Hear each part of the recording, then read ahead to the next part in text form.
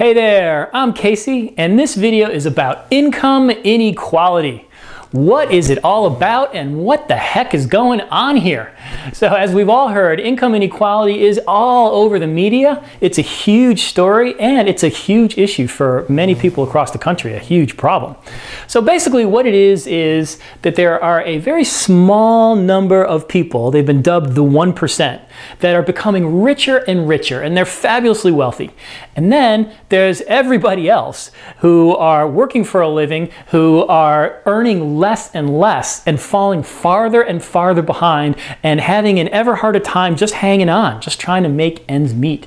So you have a growing gap between a very small number of super wealthy individuals and basically everybody else who are falling farther and farther behind. So what is going on here? What is the story? So to understand it, let's take a look at corporate America. Okay, so let's take a look at a corporation. So a corporation has investors and shareholders. Okay, they're the same thing. I'm just using different words to describe the same category of people.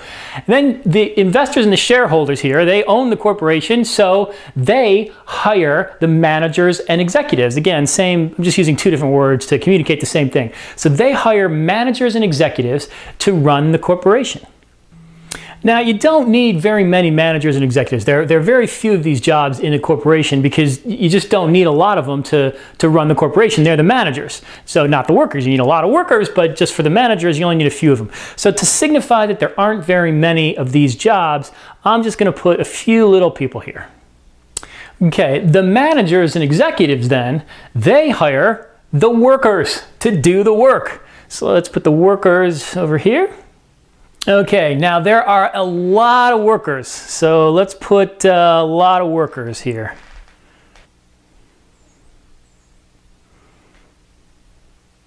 Okay, so you have a lot of workers here and only a few managers. It's almost like a pyramid. You know, there's a lot of people at the bottom, and then as you go to the top, there's fewer and fewer people. And the tippy top, there's only one CEO.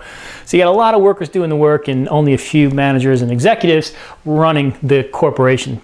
All right, so what used to happen several decades ago is everything was actually working pretty well. So you have money flowing into the corporation. Actually, let's put that over here. Okay, so money's flowing into the corporation, and what used to happen several decades ago is that this money was distributed more evenly. So a good amount of this money was distributed down to all these workers. So these workers had pretty good jobs. I mean, you know, they were making good salaries, they had good benefits, and they had good security. And if you think about it, it's just amazing. I mean, a generation ago, there were, you know, the norm was to have one person in the family working. Typically, it was the father who would go to work. The mother didn't work at all, and they'd have like 3 or 4 kids, and they'd have their own house, and they had, you know, it was you know, several cars and vacations and whatever. It was a pretty good system, and that's almost unthinkable now. You know, you have everybody's working. You know, both spouses are working, kids are working, everybody's working. So back then, it was a pretty good system. You had, you know, the workers had good jobs, so they had good living wages, comfortable wages, and beyond living wages, good comfortable wages. They had good benefits like health care benefits. They had good benefits for themselves and health care for their entire family. And they had pensions. I mean, it's almost unthinkable today, but they had pensions.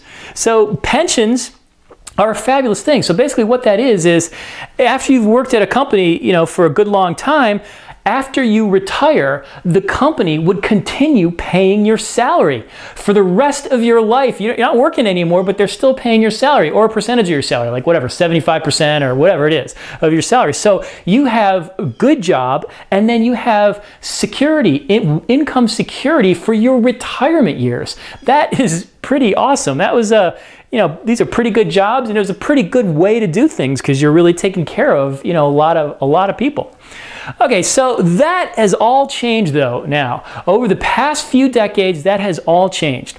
So you still have money flowing into the corporation, but it is no longer being distributed as evenly. So this money is no longer being distributed down to these workers in the same way that it was before. Now, the corporations are doing great. There's still all this money coming to the corporations. In fact, corporate earnings are up at record highs, and corporations have, record billions and billions of dollars sitting in their coffers. The investors are doing great because the investors, they're invested in the stock market, and the stock market is up at record highs. The Dow is, breaking records. And in fact, the Dow last year, 2013, it was up 25%. So these people got a 25% increase last year. Whereas these people, they're not getting 25% increase. In fact, they are getting less and less and less. Okay, so these people are doing very well, and these very few managers and executives, they're doing great too, because these shareholders are paying them to basically, make more money for the corporation. So they're doing great. In fact, one common measure is the salary of the CEO as compared to the salary of the average worker. And now it's almost 400, meaning that the chief executive officer earns almost 400 times what the average worker earns. So, and this ratio, just a few decades ago, way, way, way lower. So these managers are doing great. The only people who aren't doing so hot are the workers, are these people down here, which is most of the people, right? So this, you can see it illustrated here, this income inequality, that wealth is being concentrated in the hands of fewer and fewer people, whereas the majority of the people and the workers are losing that wealth. It's almost like money is coming out of their pockets and up here.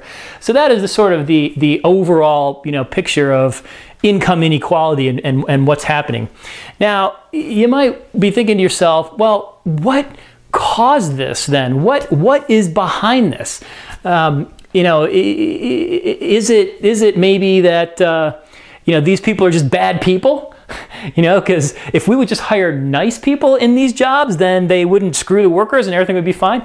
But I don't think that's really it. I mean, look, I'm not going to be an apologist for these people. I mean, they are very much focused on earning profits, profits over people. But that's kind of what our system is about. So I'm not really sure I can, vilify them too much. I mean, I don't think that you have a bunch of, Dr. Evils sitting here and coming to work every day and saying, how can I screw some more workers today? I think it's really can be explained more in sort of overall systemic pressures on the system that have caused changes. So let's jump into it. Let's pull back here. Let's zoom out here and take a look at a corporation from a larger perspective. Let me clear this. Okay, so let's consider a corporation. Okay, and the way a corporation gets money and funds itself is it issues stock to the public or shares to the public. Okay, and these shares are purchased by investors or shareholders. Okay, so these investor shareholders, they buy a share of the company. Let's just say it's $100 per share. So they would invest $100 of cash. They would pay the corporation. So the money goes into the corporation. Shareholders pay money to the corporation, and the corporation gives them back a share. So they own now one share of $100. So the money is now sitting in the corporation. So what does the corporation do with this money? This is how the corporation uses this money to fund its business. So in this case, they have a plant here. So the corporation used the money to build a plant so then they can make their products and sell their products. So the corporation gets money, and the leftover money is distributed to the shareholders. Now, what is it that these investors care about? When they put the $100 in here to the corporation, what do they care about? They care most about this share price. Okay, because what they want is for that share price to go up, way up. Okay, so they put $100 in, and they want the share price, shares worth $100, they want that share price to go up $105, to become $110, $120, $200, $300. They want the share price to go up. So over the last few decades, we have seen an increased focus on share prices with return on equity. What is the return for the investment that you make when you put in the $100? And there's a whole industry of, mutual funds and everything, all this stuff about increasing the share price, the share value. It's a huge, huge focus. This is what the investors care about. So this is a huge driver, this pressure that is driving corporations to increase their share prices. Okay, so that's it from a 30,000 foot perspective. Let's go back to the other chart and consider what's happening inside the corporation as a result of the share price. So let's clear this. Okay, so this is back to our other chart now. These are the same investors that we saw in the previous chart, right? These are the investors who paid $100 and got a share, but this is just a look inside the company. They've hired managers to run the company, and the managers have hired workers, and there's a whole bunch of workers and only a few managers and executives. Okay, so what do these investors want? What they want is the share price to increase. So what have they done? They have incentivized these managers to increase the share price by linking their compensation, how much they pay these guys, to the performance of the shares. So basically what they say when they hire these executives, they say, all right, if the share price goes up, we will pay you a lot of money. But if the share price doesn't go up, then we're not paying you very much. So now all of a sudden, these executives, their pay is linked to the share price, and they have huge incentives. They can make a ton of money if they can make that share price go up. And this linkage here of paying executives by the share price has been increasing over the last few decades. So what does that mean? Well, sort of the standard view of a corporation would be, okay, well, that really gives these guys incentives to make sure they're creating wonderful products and they're doing things that benefit society and, all of that, because they make good products that benefit people. They'll sell more products and they'll make more money. That's all well and good. And I'm sure that they are trying to do that to a certain extent. However, that's hard, man. That is hard work. All right, try to make money in a very competitive economy, in a very, in mature markets is not easy. So, but these guys know that their compensation is tied to increasing share price. So what do? They think, how can we increase the share price? How can we increase the share price? And what they come up with is, you know what? Let's reduce the expenses by cutting stuff from these guys. Okay, because if we can reduce their expenses, that's going to mean more money comes into the corporation. That's going to increase the share price. These guys will be happy and we'll get paid. Okay, so they start working on how to cut expenses from the workers. So they, scale back salaries, they take away benefits. Let me give you one sort of anecdote. We'll call it a hypothetical, although we'll say it's based on a true story. So there's a corporation, and the corporation hires a new CEO. Okay, and they give the CEO a big fancy compensation package with, if you can increase the share price, we're going to pay you a lot of money. So the executive goes right to work, a CEO starts to work on the company, and he tries to increase the products and make more money by making better products. But it's hard. That's not going so well. It's going okay, but it's hard to do. So he starts looking at cutting expenses. And what does he do? He takes all these workers, tens of thousands of workers, and he eliminates their pensions. Okay? He just cuts the pension program entirely. Boom, gone, no more pensions. Okay? So what does that do? Wall Street, the analysts on Wall Street love it. They love it. Okay? Why do they love it? Because that eliminates a huge expense. Right? This company was paying pensions for tens of thousands of people. Now he can just cut those pensions. All of a sudden, those expenses are gone. So what happens? Wall Street analysts say, wow, this is a great thing. The corporation earns more money. The shareholders are going to earn more money. So the stock increases. Okay? So because the stock increases, what happens? The executive, the CEO, he got paid huge, right? Millions and millions of dollars he got paid. The shareholders, they're thrilled because their stock price went up, right? The corporations are happy because the corporations have more money now, so the share price goes up. Everything's fantastic, except all these workers, they all lost their pensions. No more pensions for these workers. Okay, so that you can kind of see this trend towards the concentrating wealth away from the people and into the hands of a very few. And let me also say a little bit of an aside, but certainly it's bad for these workers because they just lost their pensions, clearly. But it's also bad for the community and society as a whole, because with pensions, all these workers used to have pensions, so they would have income for their senior years, for the rest of their lives. Now that these pensions have been cut, what does that mean for these people? What are all these people going to do in their senior years? Okay, so it's a good bet that they're going to have some trouble, and they're going to be turning to society and the community to help them in the future. So basically, if you think through that, the next step, what this has actually done is it has transferred wealth. And it has put the burden on society to take care of these people, and it has transferred that wealth into the hands of a few. Okay, so these people aren't going to need benefits in the future, but these people are now screwed because they have no pensions, and that money went to these few. So you can see that this is sort of some of these outside pressures that are causing income inequality to occur. So now you might be thinking to yourself, well, now hold on a second here. It's a free market. We live we have a free labor market, free country. So if these workers didn't like it, right, when the executive said, hey, I'm gonna cut your salary, these workers could have said, oh yeah, well then I quit. Right? You might be thinking that's how it should have worked. And of course, the company's not going to want these workers to quit, so they're not going to be able to get away with this. Well, the thing is that corporations have a lot more leverage than individual workers, right? So if they say to a worker, hey, we're going to cut your comp, and the worker says, yeah, if you do that, I'm going to quit, what the corporation is going to say is, go ahead, quit. Because I'll just replace you. I will just hire another worker. No problem. And that's how the labor market has gone. Now you might be saying, well, wait a minute, what about labor unions?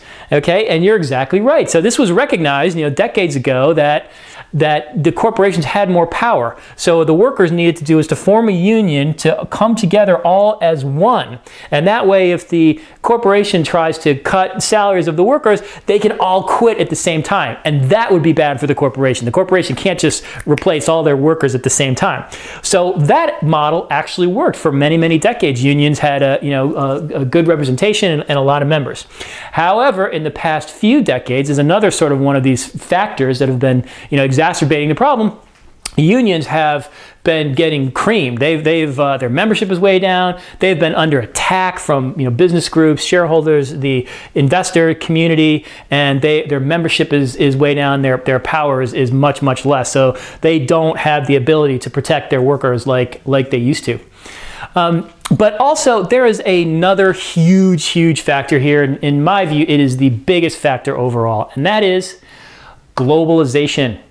Okay, so basically what's happening is because foreign markets have opened up to business around the world, companies have the option of taking their plants and locating them in these foreign jurisdictions. And labor costs are so much cheaper in these foreign jurisdictions. They can get away with paying pennies a day to these laborers as opposed to paying, in the union jobs what they used to pay, whatever, 50, 60, 70 grand a year to these people. Now they can ship it overseas and pay pennies a day.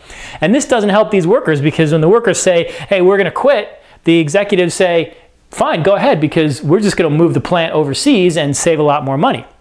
And in fact, they would. When the corporations move overseas, what does that mean? That means more money into the corporation, right? Greater profits because they've reduced their expenses, greater profits, increased share price, shareholders cash out, executives cash out, workers left in the cold. So again, another factor for exacerbating this the income inequality.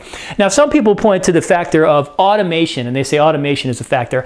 I don't really buy that. I mean, look, I'm not an expert in this, but I don't really buy it. It just seems to, by automation, what they mean is that jobs are gone because they are being replaced by robots. So since these factories now have a whole bunch of robots, you don't have to hire as many people, and that's why there's fewer jobs. I don't really buy that, because I'm sure that is a factor to some degree, but it just doesn't seem to be a huge factor. I mean, these corporations still need a lot of people, and they are employing a lot of people. They're just not employing them here. They're now employing them, overseas. So it seems that globalization is really a much larger factor than automation. So that's a huge factor as to what is going on in income inequality, and that corporations have sort of been squeezing the workers, and the workers end up with kind of the short end of the stick, and a very small number of people end up becoming more and more wealthy. But there are other factors as well that corporations have been employing. One of them is political influence. Okay? Corporations have a tremendous amount of influence over the laws that get written because of the political contributions that they make.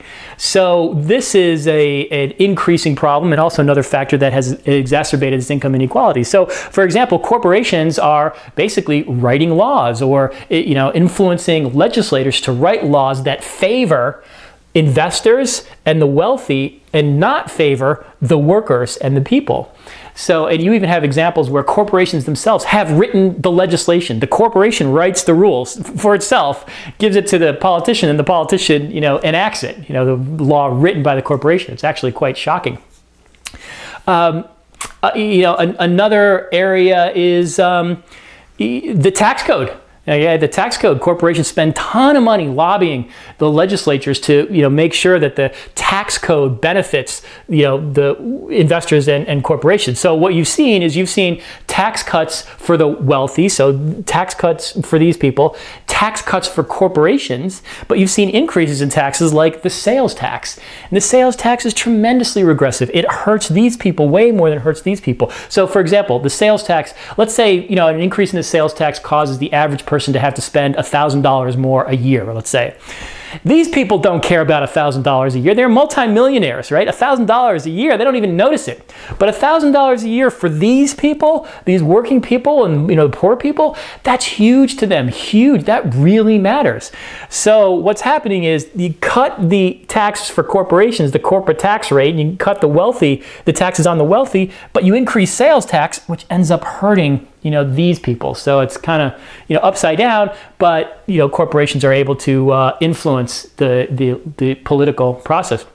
And in fact, this was famously noted by Warren Buffett, the billionaire investor. He's a billionaire investor up here, and he remarked on how absurd it is that his secretary, so the worker who he hires, his secretary pays a far higher rate of taxes than he does.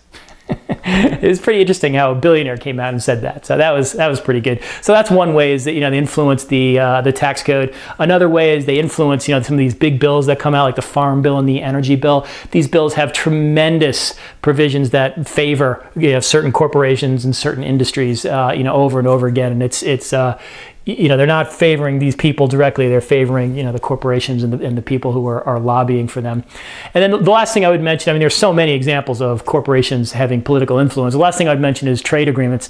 People think of trade agreements as, the United States would give to foreign country coal, and the foreign country would, give back lumber or something like that. And that is a big part of the trade agreements. But they've also been criticized substantially as being very favorable. These trade agreements are very favorable to investors. And the idea is that they make these foreign jurisdictions open to investment from and protecting investors, so that investors can make investments in these foreign jurisdictions and take advantage of better economic conditions that favor the investors. So things like, certainly cheaper labor costs. They only spend pennies a day on labor, but also there's, not as many worker protection laws, not as many environmental laws, that kind of thing, so that these investors are able to benefit ever greater from locating in these foreign jurisdictions, and the trade agreements is what facilitates that. Again, that means more profits into the corporations, greater the share price. These guys and these guys cash out at the expense of all these people, which is most of the people. Another thing that corporations do is they play states off of each other. for tax breaks, and you're seeing this more and more now. So basically what happens is if there's a corporation that's headquartered in, say, California, the corporation calls up the governor of California and the state legislators and says, hey, we want more tax breaks. You got to lower our taxes, or let us pay no taxes for 10 years or something. And they say, if you don't do that, if you don't lower our taxes, we're going to leave the state. We're going to take our company and all our jobs, and we're going to leave the state, and we're going to go to another state. And then they call up, Nevada and say, hey, what kind of tax breaks will you give me? They call up Arizona. What kind of tax breaks will you give me? So they play the states off of each other. They pit the states against each other to see, who will give them the best, tax cut, and then they'll relocate to that best state. It's sort of a race to the bottom. So that's another thing they do, and as you can see, it's the same kind of effect. If they have a lower tax rate, then the corporation has more money, and thus the share price goes up, and these people cash out. But it does come at the expense of the workers. Again, sort of, it comes at the long-term expense of the communities and society as well, because if effectively what you have there is a wealth transfer to these people and away from these people. Because if the state has less money in tax income, then the state is less able to provide services to the community. And those services are the kinds of things that these people use. These people don't use community services. They don't need it. They're very wealthy. It's these people who depend upon state and government services. But when you take the tax money away from those community services, it harms these people, and then you're concentrating it in the hands of the few. So those are some of the factors that have shaped income inequality. And now I will leave you with a question here, a question for you to ponder. And the question is whether income inequality is okay or whether it's a problem. So some people think it's a problem, and they point to all these studies that have been done suggesting that there's a correlation between high income inequality in countries and all these bad things that happen in those countries in society. There's higher crime rates, there's higher violent crime, people are less healthy, they don't live as long, there's, higher mental illness, just higher levels of dissatisfaction, distrust, and those sorts of things. So more problems that are pulling at the fabric of society in those countries. And these people also say, it's just fundamentally unfair to have so much wealth concentrated in the hands of only a small number of people while everybody else in the country is struggling just to get by. It's just not fair, and it's not the way to run a society. Other people, however, think that income inequality is just fine. It's okay. You're gonna have rich people and poor people, and that's okay. And that's how it is in a free country. And we are the land of opportunity, where all you have to do is work hard and you too can become rich. Sounds great. Sounds like the way things should be. But the critics point out that it's just not the reality. All you have to do is look around and you will see that that is not actually what's happening. And they also say that there's a sort of really dark and cruel side to this argument that all you have to do is work hard and get ahead. One thing is, so you tell all these people, all you have to do is work hard and you'll be rich. So they do. They actually start working really hard and spend years and years working really hard. And then they kind of look around and realize, what? I'm not getting ahead. In fact, I'm falling further and further behind, despite the fact that, I'm working my butt off, my family's working their butts off, and we're not getting ahead. So they become disillusioned and, increasingly unhappy. And it's not a great thing to have, a whole bunch of people in society who are unhappy with the society and think it's unfair. But also an aspect of this argument that, if you just work hard, you can get ahead, that's sort of dark here, is that it basically says, if you're poor, it's because you didn't work hard enough.